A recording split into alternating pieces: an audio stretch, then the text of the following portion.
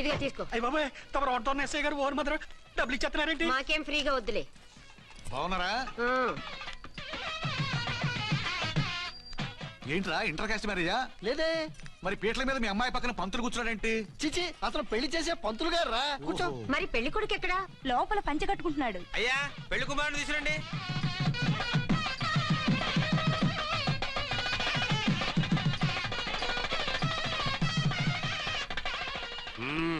Hi.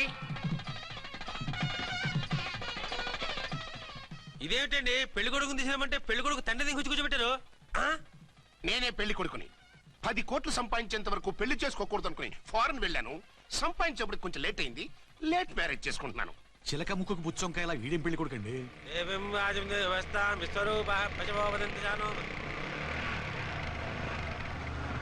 ఆగండి. ఈ dialogue నేను బతికుంటే మా బాబు అనాలి. ఈవిడెవరు? మీ చెల్లెమో ఆడబడుచు కట్టడం కోసం పెళ్లి ఆపుంటది. మనకు అలాంటి వాళ్ళు ఎవరు లేరులే. ఏయ్, లేరా. ఎవరిని మిస్? నిన్నరా బద్మాష్. ఇంకా ఎన్ని పెళ్లిళ్ళు చేసుకుంటా? ఎంతమందికి మూడు అవుతా? ఏంటమ్మా, ఈయనకి ముందే పెళ్ళయిందా? పెళ్లి కాదు, పెళ్లిళ్ళు అయ్యాయి 6. మీరు డోంట్ వరీ మామగారు, వాళ్ళందరికీ విడాకులు ఇచ్చేసా. ఇస్తే మాత్రం ఆ పిల్ల పక్కన తండ్రిలా కూర్చుని కన్యాదానం చేయాల్సిన ఏజ్ లో మొగుళ్ళ కూర్చుంటావా? ఇవన్నీ అడగడానికి నువ్వెవత్తవే? నువ్వు తాళి కట్టి ఆడుకునే ఆడవాళ్ళకి ప్రతినిధిరా.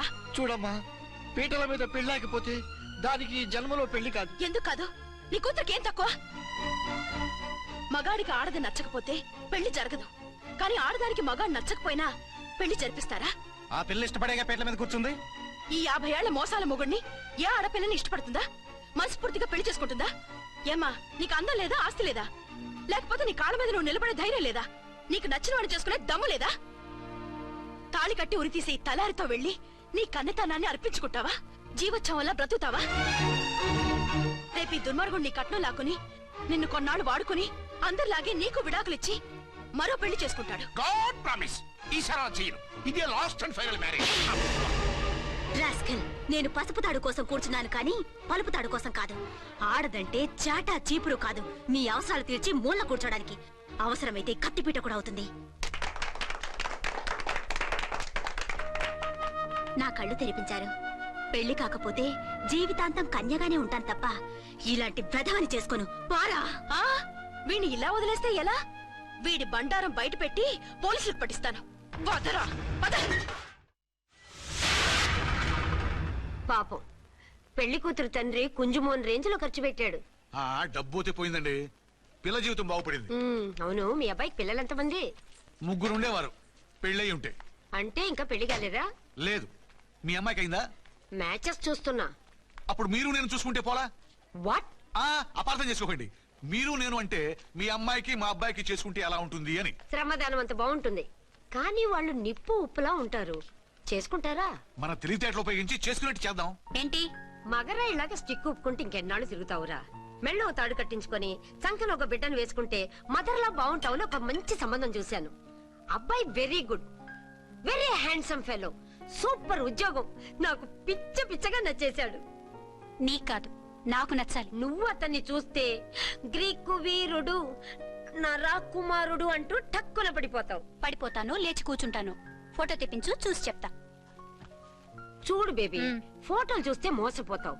మేకప్ వేసుకుని కలర్ ఫోటో దిగితే అప్పల్ నర్సయ్య కూడా అమితాబ్ బచ్చన్ లాగా అందంగా కనిపిస్తాడు. అందుకని పెళ్లి చూపులకు పిలిపిస్తాను. డైరెక్ట్ గా చూసే నచ్చాడనుకో, ఫిక్స్ చేసేద్దాం. నో, నేను చేసుకోను. పిల్ల రంభలా ఉంటుందిరా. దాని పిన్నమ్మలా ఉన్నా కూడా నేను చేసుకోను. ఏ రోగం? నేను అమ్మాయిని ప్రేమించాను. పెళ్లి చేసుకుంటే ఈ అమ్మాయిని ప్రేమించొచ్చు. ఈ అమ్మాయి అయితే హ్యాటు బూట్ల జోడు బాగుంటుంది. పైగా ఒకే డిపార్ట్మెంట్, కంబైన్డ్ గా జీపులో పోవచ్చు రావచ్చు. ఒకే డిపార్ట్మెంటా? ఎవరు? నన్ను అరెస్ట్ చేసిందే ఆ వంట ఎస్ఐ. అర్చన? అవును. ఓరి నా ఫాదర్, ఈ వార్త ఇంత లేట్ గా చెప్తావే. నేను ప్రేమిస్తున్నది ఆ అమ్మాయినే. అర్చన అయితే వెంటనే చేసేసుకుంటా. అయితే ఇంకా ఆలస్యం ఎందుకు? ముహూర్తం పెట్టేయండి. హలో మదరు, కాస్త ఆగు.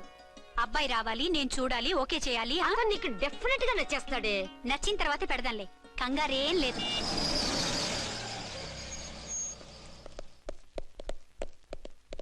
2 టోన్ వాళ్ళని కూడా పిలిచారా మేడం? లేదే.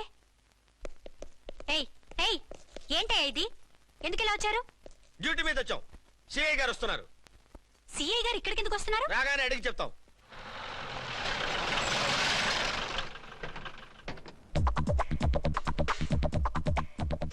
ఈయన సిఐ ఎప్పుడయ్యారు? నెక్స్ట్ ఈ రోజు morning. Good morning sir. Good morning sir. Good morning sir. అదేమిటి బేబీ ఇలా 2 చేతులతో నమస్కారం పెట్టడం మన కల్చర్. సల్యూట్ చేస్తావేంటి? నమస్కారం చేయడానికి అతను గెస్ట్ కాదు. నిన్నటి దాకా యముడు, ఇప్పుడు క్యాడర్ పెరిగి మొగుడయ్యాడు. ఎస్, నీ మొగుడినవడానికే వచ్చాను. అవును, శోభనం పెళ్లి కూతుర్లా ఈ గెటప్ ఏంటి, ఈ సెటప్ ఏంటి? సార్, అది నాకు పెళ్లి చూపులు. ఓ, పెళ్లి చూపులా? ఈ క్యాండిడేటేనా పెళ్లి కొడుకు? ఆయనగా సార్. మరెవరు? ఎవరో నాకు తెలియదు సార్. ఓసి నా ఇన్నసెంట్ డాక్టరు, నిన్ను చూడటానికి వచ్చింది ఈయనే.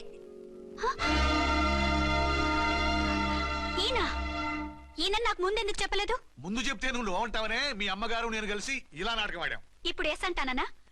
సస్తే మీ అబ్బాయిని చేసుకోను. అర్చన, కాల్ మీ ఎస్ఐ. సిఐ లెవెల్లో వస్తే ఎస్ఆర్ అంటూ తలంచుకుని తాళి కట్టించుకుంటాననుకుంటున్నారా? సారీ. యూ డోంట్ వరీ, నేను వెళ్ళి మాట్లాడతాను.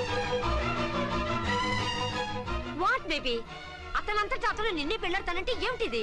నేను అతన్ని చేసుకోను. ఏ, అతనికేం లోటు? అందం ఉంది, ఆస్తి ఉంది, ఉద్యోగం ఉంది. వాటిని మించి పొగరు కూడా ఉంది. ఆ ఫిగర్ కి పొగరే అందం. పైగా మగాడు ఎంత పొగరుగా ఉంటే అంత పవర్ఫుల్ గా ఉంటాడు. నీకు తెలీదమ్మా, అతను నన్ను చేసుకోవాలనుకుంటున్నది నా మీద కసి తీర్చుకోవాలని, నన్ను సాధించాలని, నాతో ఆడుకోవాలని కాదు, నిన్ను ఏలుకోవాలి. నువ్వంటే నాకు ఇష్టం. నిన్ను చూడాలని, నీతో మాట్లాడాలని, నీతో సరదాగా గడపాలని, నిన్ను ఏడిపించి గొడవ పెట్టానే తప్ప నిన్ను బాధ పెట్టాలని కాదు. నిన్ను నిజంగా నేను ప్రేమిస్తున్నాను. అబద్ధం. కాదు, నిజం. నిన్ను మొదటిసారి చూసినప్పుడే నువ్వంటే ఇష్టపడ్డాను. నీతో జీవితం పంచుకోవాలని, జీవితాంతం నీతో కలిసిమెలిసి ఉండాలని నా కోరిక. నువ్వు కాదంటే నేను తట్టుకోలేను. అవునంటే